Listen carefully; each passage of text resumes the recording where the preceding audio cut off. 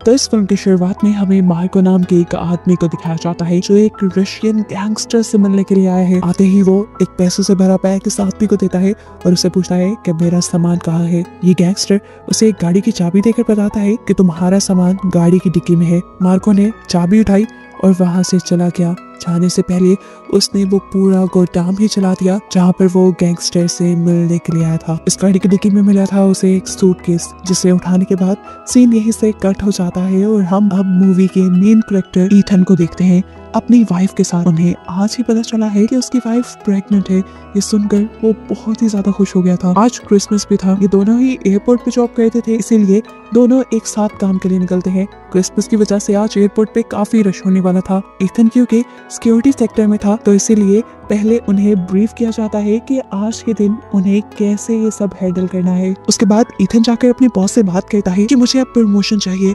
मैं बोर्डिंग पे लोगों को चेक नहीं करना चाहता, मुझे लगेज स्कैन करने का काम चाहिए। बॉस उसे मना कर रहे थे क्योंकि आज के दिन कोई भी चेंज करना ठीक नहीं था, लेकिन उसका दोस्त जेसन यहाँ पर उसकी हेल्प करता है और बॉस से पूछकर उसकी और अपनी ड्यूटी चेंज कर लेता है, जिससे ईथन को फाइनली बैग स्कैन करने का काम मिल चुका था। अब सीन कट हो गए, हमें एयरपोर्ट के बाहर एक आरवी दिखाई जाती है जिसमें रायली नामी एक बंदे ने एक आदमी को किडनैप भी किया हुआ था और वह यहाँ सिर्फ चंद ही मिनट में एयरपोर्ट्स के सारे कैमरास को भी हैक कर लेता है। देखने को ये भी मिला कि इसी आदमी ने ईथन के दोस्त जेसन के घर पे उसकी फैमिली को किडनैप करने के लिए किसी आदमी को भेजा है। वो अब अपने मोबाइल में जब ओरिजिनल एयरपोर्ट के सीसीटीवी कैमरा की फुटेज देखता है तो हैरान हो जाता है क्योंकि अब जेसन की जगह ईथन बैठा हुआ था, जिसके बारे में उसे नहीं पता था। नजर तो साफ आ रहा था ये लोग कोई क्रिमिनल थे और क्रिमिनल एक्टिविटी करने वाले थे और अपने मकसद को अंजाम देने के लिए पहले जहाँ इन्होंने जेसन को ब्लैकमेल करने के लिए उसकी फैमिली को किडनैप करवाया था, अब उसकी जगह इन्हें ईथन की फैमिली का पता चलाना था। ये हैकर कुछ ही मिनट में ईथन का सारा बायोडेटा निकाल लेता है। उसे पता चलता है कि ईथन की फैमिली में उसकी वाइफ के अलावा कोई भी नहीं, इसलिए वो अपने आदमियों को ईथन के घर तलाशी लेने के लिए भेजता है और वहाँ मौजूद एक रिपोर्ट से इन्हें ये बात पता चलती है कि ईथन की वाइफ प्रेग्नेंट है और वो अब इसी बात को ईथन की कमजोरी की तरह इस्तेमाल करके यहाँ एयरपोर्ट पे देखने को मिला कि किसी ने ईथन का सामान ईथन को ला के दिया था। इस सामान को देखकर ईथन बोला ये सामान तो मेरा नहीं, लेकिन तभी उसके मोबाइल पे एक मैसेज आया जिसमें लिखा था कि अपने कान में ये ईयरफोन लगाओ। वो हैरान हुआ और उसने ईयरफोन उठाकर अपने कान में लगा लिया। एयरबड को कान में लगाते ही एक बंदा ईथन से बात करने लगता है और उससे कहता है अगर तुम्हें अपनी और अपनी वाइफ की जान प्यारी है तो जैसा मैं कहता हूँ वैसा ही करो। ईथन को उसकी बातें समझ नहीं आ रही थी। तब वो आदमी बोला तुम्हें ज्यादा कुछ नहीं करना, थोड़ी देर में लाल टोपी पहने मेरा एक बंदा तुम्हारे पास एक सूटकेस लेकर आएगा, तुम्हें बस उसे स्कैन करने के बाद चुपचाप आगे पास कर देना है बिना कुछ बोले। अगर तुम ऐसा कर लेते हो तो समझो तुम्हारी और तुम्हारी वाइफ की जान बच गई। ईथन कोई चालाकी न करे, इसीलिए वो आदमी ईथन को यकीन दिलाता है कि वो ईथन के ऊपर पूरी तरह नजर रखे हुए है। वो ये भी जानता है कि इस टाइम ईथन की वाइफ कहाँ पर है क्योंकि ये सारी रिसर्च उसे रायली ने करके दी थी। ये सब सुनने के बाद ईथन थोड़ा डर जाता है और फोन को डेस्क के नीचे करके पुलिस को कॉल मिलाने लगता है, लेकिन इन लोगों की पूरी तरह नजर थी ईथन के ऊपर। वो लोग देख लेते हैं और ईथन से कहते हैं फोन काट दो, पुलिस को कुछ मत बताना वरना समझो बुरा हो जाएगा। तुम मानो या ना मानो, लेकिन इस टाइम मेरे एक आदमी ने तुम्हारी वाइफ के सर पे एक राइफल तानी हुई है, तुम्हारी एक भी गलती उसकी जान ले लेगी। जब तक वो आदमी ईथन से बात कर रहा था पुलिस भी कॉल रिसीव कर चुकी थी, लेकिन ईथन ने पुलिस को कुछ भी नहीं बताया और कॉल कट कर दी। ये करने के बाद वो आदमी समझ गया था कि ईथन उसके इशारों पर चलने वाला है। वो ईथन से उसका मोबाइल लॉकर में लॉक करवा देता है। ईथन अब उस आदमी से सवाल करता है क्या तुम एक टेररिस्ट हो? उस आदमी ने जवाब दिया नहीं, मैं टेररिस्ट नहीं हूँ, मुझे किसी ने ये काम करने को बोला है। ईथन ने बहुत सोच समझ कर उसे सवाल किया आखिर उस सूटकेस में क्या है? तो जवाब में वो आदमी बोला तुम्हें जानने की कोई जरूरत नहीं है और अगर तुम्हें पता भी चल जाए तो तुम अपना मुंह बंद ही रखना। अगर सूटकेस प्लेन तक नहीं पहुंचा या उसे किसी ने खोल लिया तो समझो तुम और तुम्हारी वाइफ मारे गए। ईथन उसे कहता है कि मैं तो अब यहाँ बैठा हूँ, अगर यहाँ पे जेसन होता तुम लोग फिर क्या करते? जेसन भी तुम्हारी तरह ये काम करने को तैयार होता क्योंकि जेसन की फैमिली को भी हमने किडनैप करके रखा हुआ है, मतलब ये लोग पूरी प्लानिंग के साथ आए थे।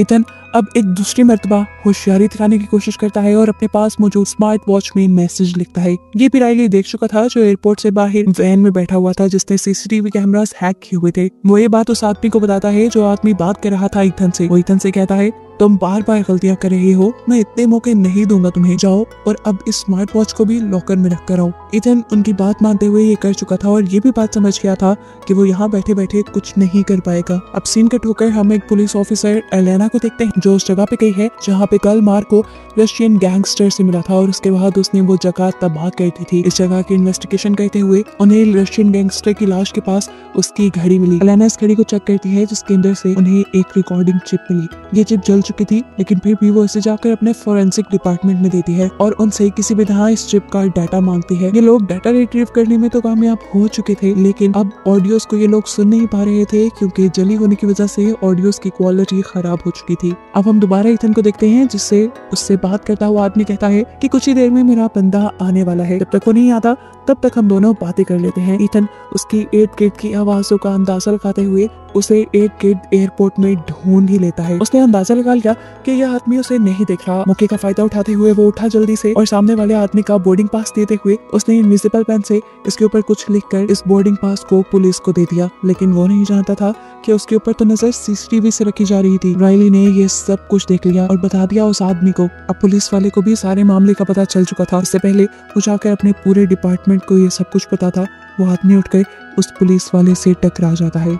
वो किसी प्लान के तहत ही टकराया था। टकराते हुए उसने उस पुलिस वाले को कुछ ऐसा इंजेक्ट कर दिया जिससे फौरन उसकी मौत हो गई। इथन जब अपनी चेयर पे वापस आया तो उसने सामने देखा आदमी वहाँ उसकी जगह पे नहीं था। उसने इधर उधर फौरन नजर दौड़ाई और आखिर उसे वो आदमी भीड़ में दिख भी गया। इससे पहले कि भीड़ यहाँ पे पुलिस वाले के इर्द-गिर्द ज्यादा जमा हो जाती, वो आदमी पुलिस वाले के हाथ से बोर्डिंग पास लेकर वहाँ से दूर हो जाता है। चेहरा देखने पर हमें मालूम होता है ये आदमी कोई और नहीं बल्कि मार्को ही है जिसने मूवी के स्टार्ट में रशियन गैंगस्टर को भी मारा है। इथन भी आकर अब मार्को के पास बैठ गया। मार्को ने बोर्डिंग पास से वो सब पढ़ लिया जो इथन ने लिखा था। ये पढ़ने के बाद वो इथन से कहता है, मैं देख रहा हूँ तुम बार बार गलतियां कर रहे हो लेकिन ये आखिरी मौका दिया मैंने तुम्हें, आखिरी गलती समझ के इसे माफ कर दिया, लेकिन अगली कोई गलती हुई तो मैं तुम्हारी बीवी को मरवा दूंगा और इसे मेरी धमकी मत समझना, मैं सचमुच ही कर दूंगा। अब चुपचाप जाओ अपने स्कैनर पे बैठो और मेरा काम करो। इथन जैसे ही वापस स्कैनर की तरफ जाता है तो देखता है कि इथन की जगह वापस जेसन बैठ गया था क्योंकि एक पुलिस वाले की यहाँ अचानक मौत हुई थी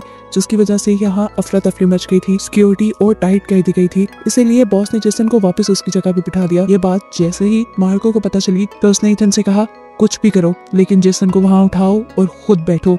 इथन पहले बॉस से भी बात करता है लेकिन अब बॉस उसे समझाते हैं कि सिक्योरिटी की सूरत हाल पहले से बहुत डिफरेंट है, मैं जेसन को स्कैनर से नहीं हटा सकता। मामले की नाजुकी को समझते हुए उसने एक कॉफी ली और कॉफी के अंदर अल्कोहल मिला दी, जिसके बाद उसने कॉफी ला के जेसन के टेबल पे रख दी और इस चीज की शिकायत कर दी बॉस को। बॉस ने जैसे ही जेसन के टेबल पर अल्कोहल वाली कॉफी देखी उसे फौरन ही जॉब से निकाल दिया। हालांकि जेसन गिड़गिड़ा कर ये बताने की कोशिश कर रहा था कि ये कॉफी मेरी नहीं है। अब सीन कट होकर हमें पुलिस ऑफिसर को दिखाया जाता है जो उस रिकॉर्डिंग को बार बार सुनकर एक पॉइजन के बारे में पता चलाती है। ये पॉइजन इतना खतरनाक था कि जहाँ पे गिर जाता वहाँ के आसपास के माहौल की हर चीज तबाह हो जाती। यहाँ एयरपोर्ट का सीन दिखाया जाता है जहाँ इथन जेसन को फंसाने के बाद दोबारा अपनी सीट ले चुका था और अब वो वक्त भी आ गया था जब मार्को का आदमी बैग लेकर स्कैनिंग के लिए पहुंचा। मार्को के कहने पर इथन ने उसे स्कैन किया और इथन को पता चल गया कि इसके अंदर बहुत ही खतरनाक वेपन है। ये वेपन क्या कर सकता है इसके बारे में ज्यादा नॉलेज नहीं था लेकिन इथन ये समझ गया कि ये वेपन पूरे प्लेन को जरूर तबाह कर सकता है। मालूम हुआ कि इस प्लेन के अंदर वही पॉइजन था जिसके बारे में अभी थोड़ी देर पहले अलाना रिसर्च कर रही थी। टेंशन से यहाँ पे इथन का इतना बुरा हाल हो गया था कि उसे वॉमिटिंग होने लग गई। वॉशरूम में उसे मार्को देखने आया पर यहाँ पर भी उसे धमकी दे गया कि कोई भी होशियारी करने की जरूरत नहीं वरना तुम मारे जाओगे। इथन पीछे से उसे रोकता है और कहता है जिस प्लेन में तुम उस वेपन को लेकर जा रहे हो उसमें पूरे 2000 लोग हैं। उस आदमी ने जवाब दिया अगर वो प्लेन में ना किया तो वो यहीं पे चला दिया जाएगा और यहाँ पे 60,000 लोग हैं, फैसला तुम्हें करना है, तुम्हें 2000 लोगों को बचाना है या फिर 60,000 को। इथन परेशान हुआ और उसने पूछा तुम क्यों मारना चाह रहे हो लोगों को। जवाब में मार्को बोला मैं किसी को मारना नहीं चाह रहा, मैं बस अपनी ड्यूटी कर रहा हूँ और मुझे वो करने दो। सीन दोबारा लाना की तरफ शिफ्ट होते हैं जिससे उसका एक साथी आकर बताता है कि अभी एयरपोर्ट से किसी इथन नाम के आदमी ने पुलिस को कॉल की थी। पुलिस ने कॉल रिसीव भी कर ली, लेकिन फिर ईथन कुछ नहीं बोला। थोड़ी ही देर बाद वहाँ पर एक पुलिस ऑफिसर की अचानक मौत हो गई, यानी वहाँ कुछ जरूर गड़बड़ी है। अलाना को एयरपोर्ट तक पहुँचने में कुछ टाइम लग रहा था, इसीलिए उसने पहले दूसरी फोर्स को एयरपोर्ट पर भेज दिया और उन्होंने जाकर सारी चेकिंग लाइंस बंद कर दी। चेकिंग लाइंस बंद होने की वजह से ईथन के बॉस ने भी सबको इकट्ठा कर लिया और यहाँ पर सभी सस्पेक्टेड लोगों की जांच होने लगी। ईथन ने अब अपना दिमाग चलाया और जल्दी से अपने बॉस का स्कैनर लेकर उसमें मार्को के आदमी का भी नाम डाल दिया, जिसका बैग उसने सही से स्कैन कर लिया था। ये करने के बाद वो बाहर निकल आया। बाहर आने पर जब मार्को ने देखा कि पुलिस ऑफिसर उसके आदमी को एक दूसरे रूम में लेकर जा रहे हैं, तो उसने ईथन से पूछा ये सब क्या हो रहा है, लेकिन ईथन ने कोई भी जवाब देने के बजाय ये कहा आई एम सॉरी, अब मैं तुम्हारा साथ नहीं दे सकता। ये कहते ही उसने एयरपोर्ट ग्राउंड से निकाल दिया और फौरन अपनी वाइफ से जाकर मिला। वो अपनी वाइफ को बचाना चाहता था, लेकिन फिर उसने देखा कि उसकी वाइफ के सर पे एक लेजर थी, जिसका मतलब था कि कोई उसके ऊपर गन पॉइंट किए खड़ा है। वो जान गया कि अगर उसने कुछ भी गड़बड़ी की तो उसकी वाइफ मारी जाएगी। चुपचाप वो दोबारा बाथरूम में आ गया। वो पैनिक हुआ था और उसके पीछे अब मार्को भी आ गया। मार्को उसे मारने लगा। अपने आप को बचाने के लिए ईथन ने भी अपनी इलेक्ट्रिक गन निकाल ली। वो मार्को के ऊपर ताने खड़ा था। तब मार्को ने कहा तुम सुधर नहीं रहे, तुमने बहुत गलतियां की और इसका अंजाम तुम खुद ही देखोगे। ये कहकर उसने उस बम को एक्टिवेट कर दिया जो उस बैग में था और बोला पहले सिर्फ 2000 लोगों को मारना था, अब 60,000 लोग बनेंगे। ये कहकर उसने दिखाया वो बम 10 मिनट के अंदर इस पूरी जगह को तबाह कर देता। मार्को ने उसे कहा कि अगर तुम सब लोग को बचाना चाहते हो तो जल्दी से उस सूटकेस के पास जाओ, वहां जाकर मैं तुम्हें बता दूंगा कि इस बम को कैसे डीएक्टिवेट किया जाता है। मार्को भागते हुए अब सिक्योरिटी रूम में आया, जहाँ पर उस आदमी का बैग चेक हो रहा था।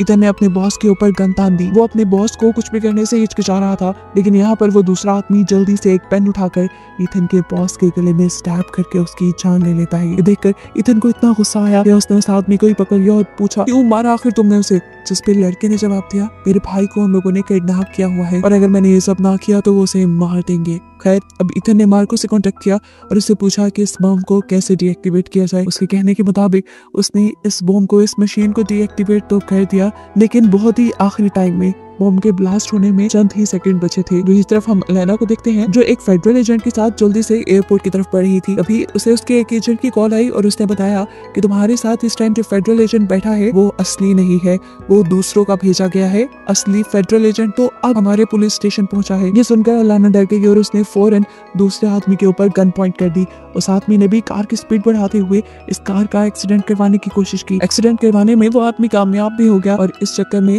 दोनों को बहुत बुरी चोट आई। यह आदमी नहीं चाह रहा था कि एलेना एयरपोर्ट तक पहुंचे। एक्सीडेंट के बाद का जब सीन हमें दिखाया गया तो उस आदमी ने अभी भी एलेना का गला पकड़ा हुआ था। एलेना अपना गला उसके हाथों से छुड़वाती है और फिर अपने गन से उसे शूट करते हुए वहां से बाहर निकल आती है। यहाँ ईथन मार्को के कहने पर उसके सूटकेस को प्लेन के कार्गो के पास लेकर जा रहा था। यहाँ हम देखते हैं कि मार्को ने अब उस आदमी से कांटेक्ट किया जो उस बैग को कार्गो तक ईथन के साथ लेके जा रहा था। उसने इस आदमी से कहा अब तुमने आखिरी काम करना है। वो आखिरी काम था ईथन को मारने का। ये सुनते ही उसने पीछे से ईथन के ऊपर गन पॉइंट कर दी, लेकिन शुक्र था कि सामने एक शीशे में ईथन ने ये सब देख लिया और उल्टा उसी के ऊपर वार कर दिया।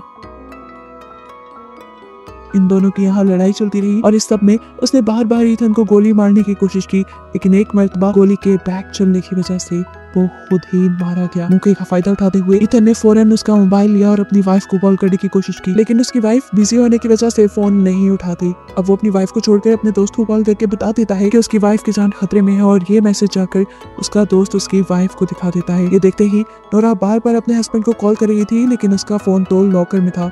ठीक वक्त पे हम देखते हैं कि एलाना भी अब एयरपोर्ट पे पहुंच चुकी थी। उसने पूरे एयरपोर्ट को आते ही सीज कर दिया, जबकि यहाँ कार्गो के पास अब मार्को आ चुका था और आते ही वो ईथन को शूट कर देता है, लेकिन शूट होने के बावजूद ईथन भाग रहा था क्योंकि गोली सिर्फ उसकी टांग में लगी थी। यहाँ पे मार्को ने ईथन से कहा मैं तुम्हें छोड़ दूंगा, बस तुम मुझे मेरा सूटकेस दे दो। ये देखकर ईथन नीचे आया और उसने सूटकेस बड़े ही आराम से मार्को के हवाले कर दिया। देखने को मिला कि एलाना भी ईथन का पता पूछते पूछते कार्गो तक पहुंच गई थी। एलाना जब तक ईथन के पास पहुंची तो ईथन उसे धक्का देकर बाहर की तरफ भागने लगा। उसे जाते हुए ये बता दिया कि मेरी वाइफ की जान खतरे में है, मैं उसे बचाने जा रहा हूँ। और जाने से पहले उसने मार्को का सारा हुलिया भी उसे बता दिया।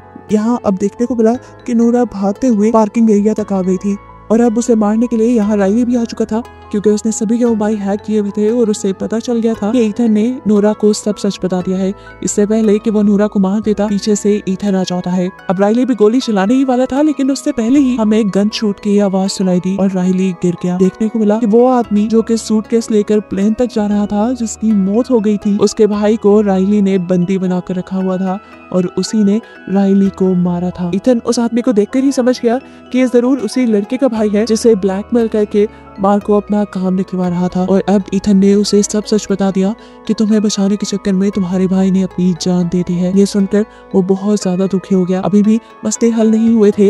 ईथन को अभी भी जाकर मार्को को किसी तरह रोकना था, उसे किसी भी तरह रोकना था कि मार्को प्लेन में ना बैठे।